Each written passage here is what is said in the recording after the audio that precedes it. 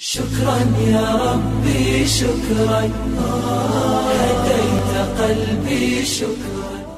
Ketika Anda sabar dalam menghadapi tantangan kehidupan, teman-teman sekalian, maka ternyata disebutkan oleh Al-Quran, kenapa orang sabar ini begitu gembira? Karena dia tahu sabar itu bisa mendekatkan seseorang dengan Allah Subhanahu wa Ta'ala. Buka Quran surah kedua Al-Baqarah ayat 153, paling kanan sebelah bawah. Ya ayyuhalladzina amanu ista'inu bis sabri was salah innallaha ma'as sabirin. Perhatikan baik-baik. Kalau Anda kembalikan ke sini, wabasyiris sabirin, as-sabirin, berikan kabar gembira pada orang-orang sabar, as-sabirin. Di ayat ini, innallaha ma'as sabirin, sungguh Allah bersama orang-orang sabar. Ma'a di sini ma'iyah, dekat artinya. Allah dekat dengan orang-orang sabar, dekat dengan Allah. Masya Allah. Maaf. Sini. Seorang pimpinan mau dekat dengan atasan? Mau. Seorang ibu mau dekat dengan anaknya? Mau. Baik. Mohon maaf. Jamaah umumnya ingin dekat dengan panutannya, dengan ustadznya, kiainya, habibnya, dan sebagainya. Pertanyaan saya, jika dunia saja dikejar dengan kedekatannya, siapa yang tidak ingin dekat dengan Allah Subhanahu wa Ta'ala? Saya tanya pada Anda, boleh angkat tangan. Siapa yang tidak ingin dekat dengan Allah? Boleh angkat tangannya. Dan saya suruh pulang. Karena mustahil Anda datang ke sini kecuali Anda ingin mendekat kepada Allah. Itu yang membuat Anda hadir di sini. Saya tidak pernah mengundang Anda karena saya umum tidak kenal Anda.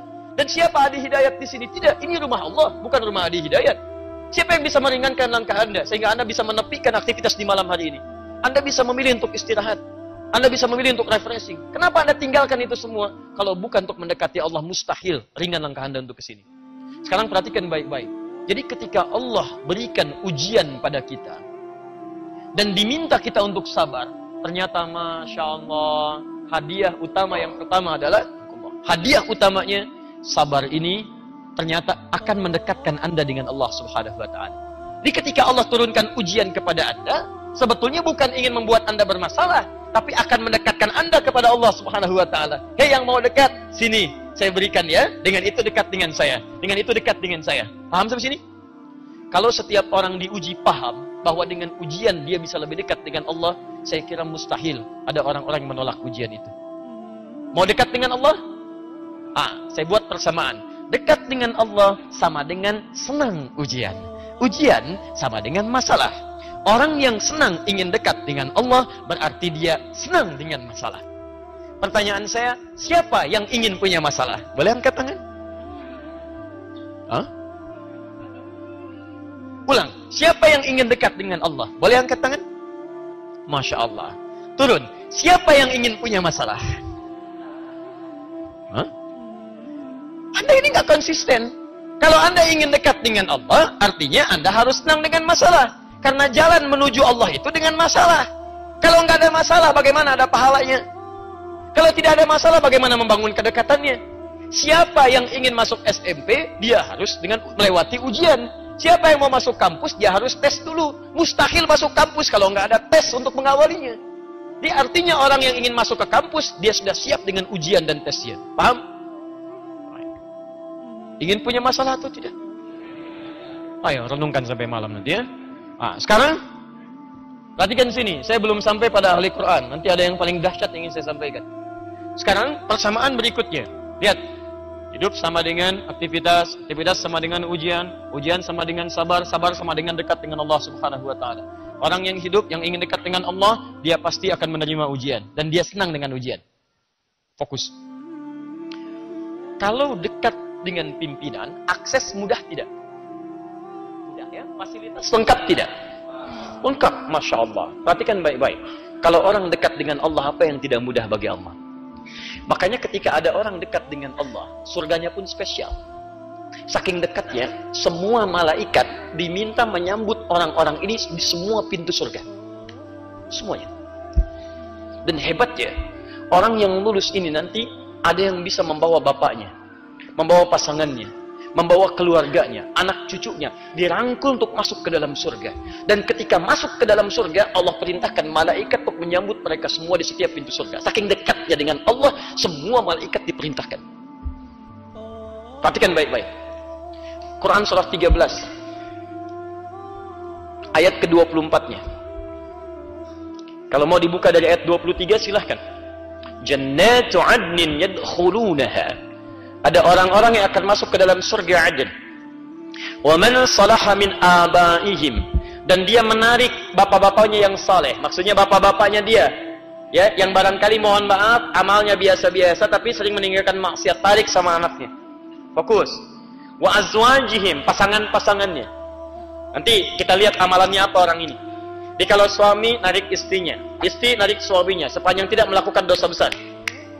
Wa dzurriyyatihim, dan anak keturunannya. Jadi ada aulad, ada dzurriyyah, itu beda.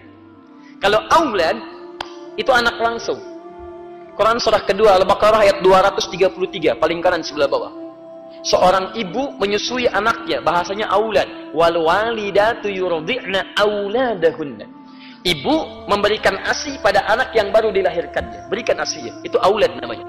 Tapi kalau dzurriyyah, anak Anda punya anak lagi, punya anak lagi, punya anak lagi, sampai kehidupan berakhir keturunan Anda ada.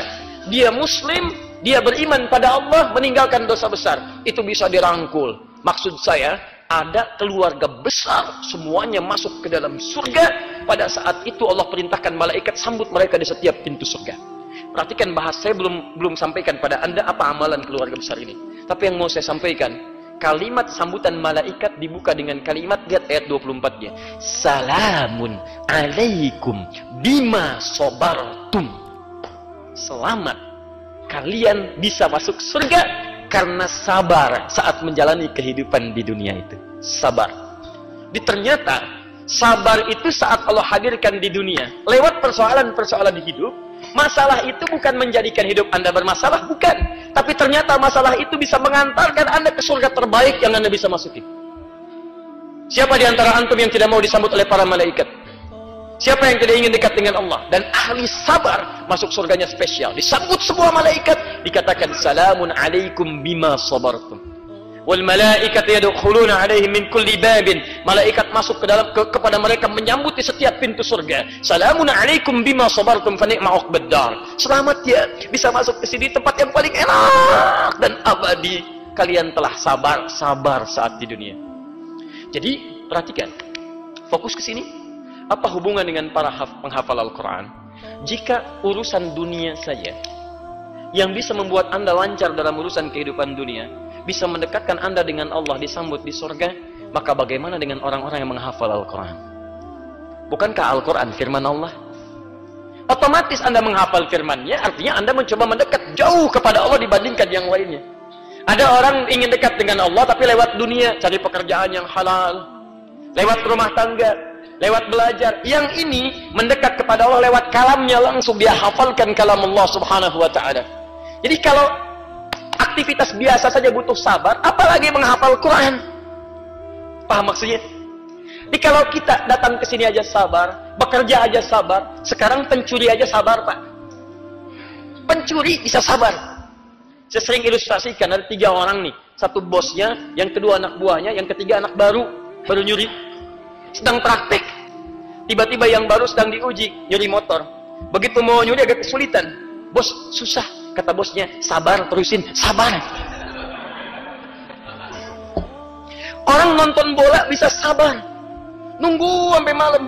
Wah, MU nih, MU lawan Sevilla. Masya Allah. Padahal 0-0.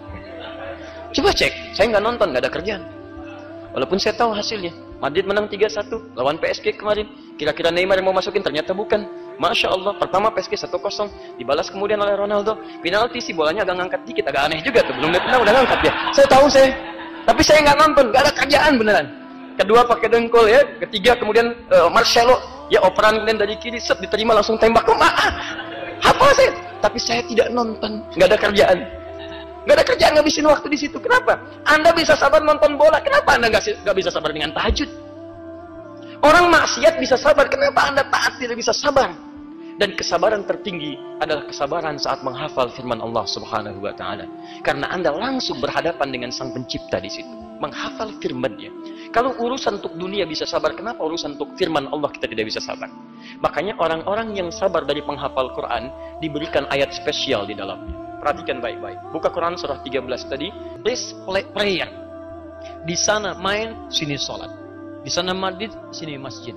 Kita ada tawaran. Siapa yang mau mendekat kepada Allah Subhanahu wa Ta'ala? Sekarang perhatikan. Quran surah ke-13 ayat 23. Lihat ayatnya. Bukankah di situ disebutkan jannah ayat 32 sampai 33. Anda lihat ayat 33-nya yang saya bulat ini sebelah kiri paling atas. 13 ayat 23 disebut jannatu 'adnin yadkhulunaha. Di Quran surah 35 Fatir ayat 33 kalimat yang sama jannatu 'adnin yadkhulunaha. Ada? Perhatikan, kalimatnya sama persis, sama persis. Jadi kalau kita ingin turunkan kalimatnya di Quran surah 13 ayat 23 Allah menyampaikan ada keluarga besar yang masuk ke dalam surga disambut oleh para malaikat. Surganya surga Aden dan indah sekali. Siapa di antara keluarga besar itu? Ditafsirkan di Quran surah 35 ayat 33. Jannatu 'adnin yadkhulunaha yuhallawna fiha min asawir. Ada orang-orang yang masuk surga Aden sekeluarga besar, tapi bukan kalangan biasa. Bukan kalangan biasa. Karena keluarga besar ini akan dipimpin oleh orang-orang yang dihiasi dengan perhiasan yang luar biasa. Yuhallawna fiha min asawir. Masya Allah. Maaf teman-teman. Dia menggunakan gelang-gelang yang sangat indah. Bahkan kemudian terpancar seperti mutiara. Walibasuhum fiha harir. Pakaiannya sutra begitu gemilang. Ditafsirkanlah kemudian di At-Tirmidzi nomor hadis 2915. Siapa orang ini? Ternyata ahli Al-Quran. Yang saat di dunia dia sabar menghafal Al-Quran. Dia begitu sabar. Allahu Akbar. Di akhirat nanti orang ini bisa membawa keluarganya untuk masuk ke dalam surga. Perhatikan cara masuknya. Begitu dia mau masuk surga, kemudian difirmankan kepadanya. Qurannya bicara, Allahumma halli. Ya Allah, mohon hiasi. Dari ayat tadi, yuhallawna fiha, kata Qurannya Allahumma halli. Ya Allah, hiasi penghafal Quran, bedakan dengan yang bukan penghafal. Fayulbasu ilaihi tajul karamah. Maka dipakaikan di kepalanya mahkota kehormatan. Saat dipakaikan itu dipanggil kedua orang tuanya. Kembali ke Quran surah 13 ayat 23. Wa man salaha min abaihim. Bapak ibunya yang soleh dipanggil. Yang tidak bermaksiat, yang tidak melakukan dosa besar. Sepanjang dia ada iman dalam dirinya. Perhatikan, fadilah menghafal Quran dengan izin Allah. Quran memberikan syafaat pada dirinya. Dipanggil orang tuanya, diperintahkan untuk diberikan mahkota berbeda. Anaknya penghafal Quran diminta memakaikan mahkota itu di kepala kedua orang tuanya. Kata Nabi, cahayanya lebih terang dibandingkan dengan cahaya mentari yang masuk ke dalam rumah kita. Perhatikan, ada anak penghafal Quran. Dan hafalnya luar biasa. Begitu di akhirat sebelum masuk surga dipanggil. Berikan mahkota di kepalanya, panggil orang tuanya. Setelah itu, hei, pakaikan mahkota ini di kepala kedua orang tuamu. Orang tua mana yang tak bangga pada saat itu diumumkan di semua makhluk alam semesta. Pertanyaan saya, apa yang sudah Anda siapkan untuk pertemuan di hari nanti? Makanya wajar, saya itu seringkali merenung. Mungkin ini rahasianya ya Allah. Anak-anak Palestina, kemudian mereka cepat kembali kepadamu. Wafat, anak-anak Syria. Karena mungkin dari kecil dia sudah jadi ahli Quran. Hafal Quran, rata-rata 30 juz. Yang sedikit 15 juz, 12 juz. Mungkin Allah sayang dengan mereka, cepat pulang kamu. Sesuai dengan ajalnya. Ini di alam kubur lebih enak. Di akhirat lebih bagus. Kan saya sering katakan pada Anda, canda anak kecil pada penghafal Quran. Di Palestina sekitarannya, itu kalau sudah 30 juz, dia candai temannya.